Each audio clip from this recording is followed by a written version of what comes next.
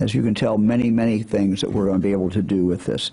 And finally, what I want to talk about next is the additional thing that's going to allow us to do, and that is to allow us to stand up a very robust, very aggressive contact exposure tracing system in the state of Ohio. And so I want to talk for a moment about this. And I've asked our Department of Health Medical Director, Dr. Mark Hurst, to join us on Skype today to help explain to the people of Ohio exactly how this tracing system works, how we can trace the virus, and why it is so important in helping us go after and attack the virus. Frankly, what I like about this and why I'm so excited is the virus. The virus will stay. But when we separate people and when we're able to make sure that someone who has it does not spread it to others, that is a wonderful, wonderful thing. Before we talk to Dr. Hurst, I want to again thank all Ohioans. Thank you for what you have done. You've been absolutely amazing. You have achieved a great deal, and it's because of what you have done and not done the last few weeks. You have gotten us to where we are today. You've done this the way, the Ohio way. We've done it together. Ohioans are fighters. We now have the ability to really go on the offensive against this enemy. That means we're going to track it down. We're going to isolate it, and we're going to go after it. And the way we kill it is making sure it does not spread to another person. So when that person is in a situation where they're not spreading it, that's a great, great victory. We're going to isolate it, kill it, because if it doesn't have anyone to come into contact with, it simply cannot spread. This is an aggressive strategy, but I think it fits Ohio. And I think it fits our attitude of how we deal with problems. Contact exposure tracing is one of the strongest weapons we can employ to help our families, our friends, and ourselves stay healthy. This is going to all be done in a voluntary way, where we can take some control over this disease. By stopping the spread, we are protecting others. We are protecting ourselves. Contact tracing is one tool. It works along with our other efforts. Does not replace anything, but it's another thing, another tool in our toolkit to go along with the social distancing, to go along with washing our hands, to go along with, in public, wearing a mask. These are all things that are very important. And today we have an additional tool. I'm going to also mention that we are partnering with Partners in Health, and I mentioned them several days ago. A group based in Massachusetts, started by someone I've known for a long time, and that's Paul Farmer. Friend, I've known Dr. Farmer for many years from his work in Haiti on the AIDS problem and on other medical problems. Partners in Health is a world-renowned organization that works to protect communities, and we will bring them in to Ohio to help us on the tracing program. I'm going to now ask Dr. Hurst to help us explain this. And Doctor, what I'm going to do. How you doing? Good to see you. I'm doing fine. Thank you, Governor. Good to see you. You have a pretty lively mask there, I see. Pretty colorful. Absolutely. We should all be wearing them in public. That's good. Very, very good. Well, I'm going to, Doctor, you will not be able to see me, but I'm going to kind of describe what I'm doing. And I'm doing this for our viewers. And first of all, I hope everyone excuses my penmanship. It's not very good. I was told that many different years in school. It has not gotten any better, as anybody who's gotten a note from me or a letter from me knows, but I'm going to give it a shot here. So, doctor, let's assume we've got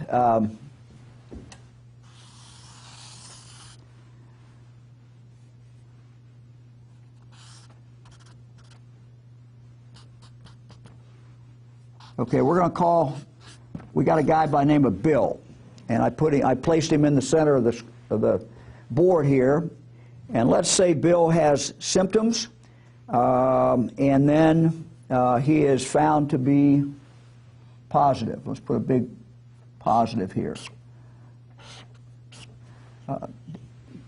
You want to walk us through starting with when Bill has symptoms, maybe what Bill should do, and then we'll get into how the tracing system actually works. So let's say Bill's got, he's come down with symptoms, he's very suspicious. What's he do then, and what's the next step for Bill? So if Bill develops symptoms, for instance, he notes that he has a fever or shortness of breath or a cough, then the first thing he should do is contact his healthcare provider and then ask his healthcare provider what he needs to do. And the healthcare provider may then say, it sounds like you need some testing. You may have COVID-19. At that point, Bill should really try to isolate. If he has to have testing, he should wear a mask when he leaves his house so as not to spread the disease that he has to anybody else. And he should do all the things that you mentioned earlier in terms of washing his hands and the usual infection control things. And then he would go have the test, which would have results back fairly promptly, the way things are going currently, within a couple of days generally. But he should really start to isolate at the point where his doctor says you may have COVID. And that means that he should really be away from everybody else. He should be isolated in his house. He shouldn't have contact with his family or friends. Ideally, he would have his own bathroom, so he'd really be separated from everybody else at that point. And then he would need to isolate until it was safe for him to not do so, which would mean that he didn't have symptoms, that it had been at least 7 days since he developed symptoms, and he had not had a fever and had had improvement in respiratory symptoms for at least 72 hours. Okay, but his health department would help him with that. Okay, let's say Bill gets the results back and it's positive. And then let's put up here our community, I'm going to write up here our community health worker working out of the local. All right, we'll call the health worker Sally. How's that? All right, so we've got the community health worker right up here. And what does she do at that point after knowing that Bill is positive? So when she found out that Bill had a positive result, she'd reach out to Bill, make sure that he was isolating, and then she'd have a conversation with him about who he may have been in contact, not only while he was ill, but for the 48 hours before he was ill. Because we know that people shed the virus for about 48 hours or so, up to 48 hours before they first become ill. So all of those individuals that he may have come in contact with that time could be at risk for contracting COVID-19.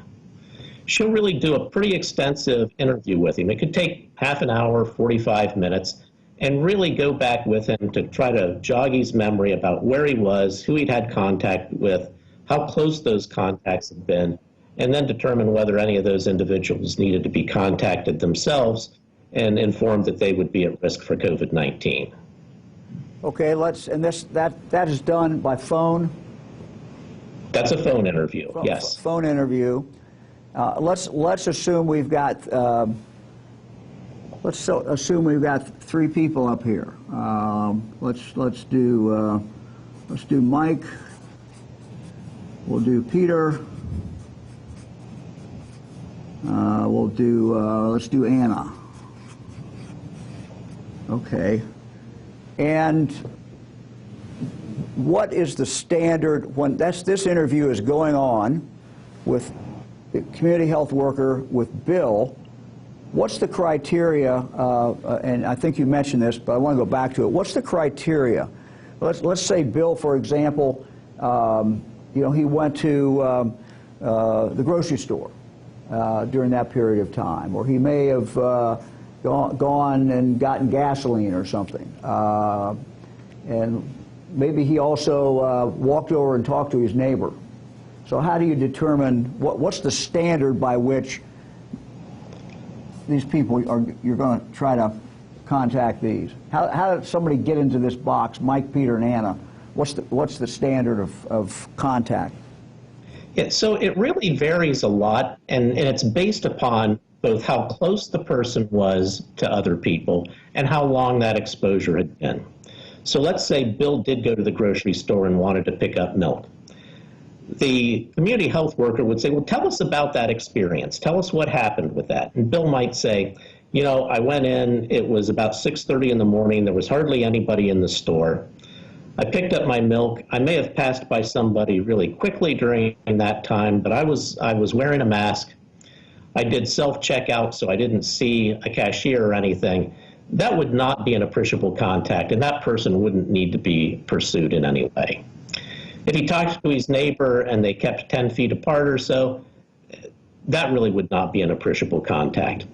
If his neighbor came over and they had dinner together and neither of them were wearing a mask and they were within a few feet of each other for an hour or so, that would be an appreciable contact. So that person would then be informed that they had likely been exposed to COVID-19 and that they need to quarantine for 14 days. And so what would be is appreciable contact? Is that the term, or what would be the term that you're looking for here? Yeah, the technical term is close contact. Okay.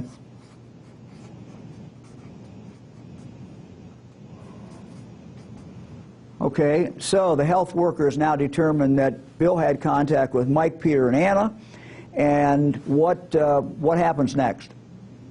So then there would be outreach to each of those individuals, and they would be told that, you know, you've had contact with somebody who has confirmed COVID-19, and you really need to quarantine for the next 2 weeks. I mean, you shouldn't go out of the house, and during that period of time, you need to check for symptoms and check your temperature twice a day.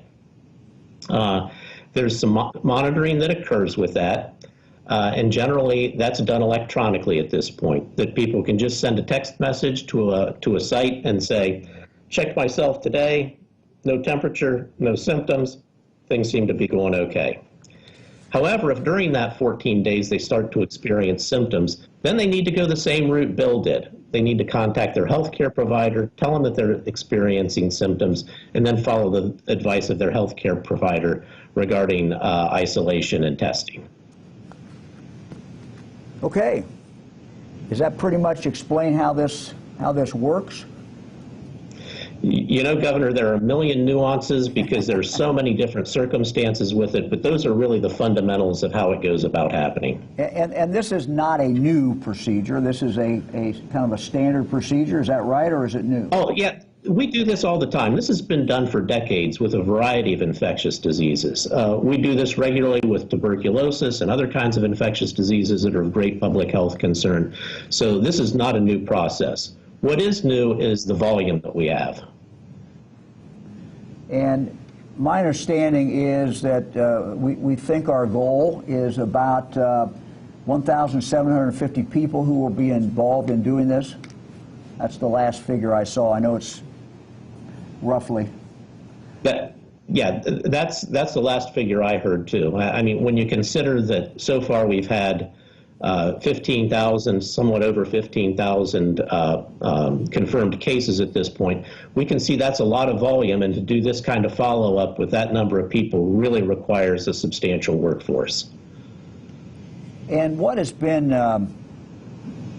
the experience as far as, I mean, because this is all voluntary, and so what's been the experience of compliance with, you know, first of all, you start with Bill, who's been exposed, and then you trace it down and you go over to Mike, Peter, and Anna. What's been our history, what's the history of Ohioans complying with that and saying, yeah, I'll talk to you, and yes, I will follow I will follow the directions here. The response has really been outstanding. I think most people know they want to protect themselves, but they want to protect their family, their friends, their other loved ones, and other ones in the community. I checked with our legal counsel just earlier today about how many circumstances there had been where we had concerns about people not doing it, and she said really less than 10 or so out of all of those 15,000 contacts that have been in place. So people are really adhering to this very closely.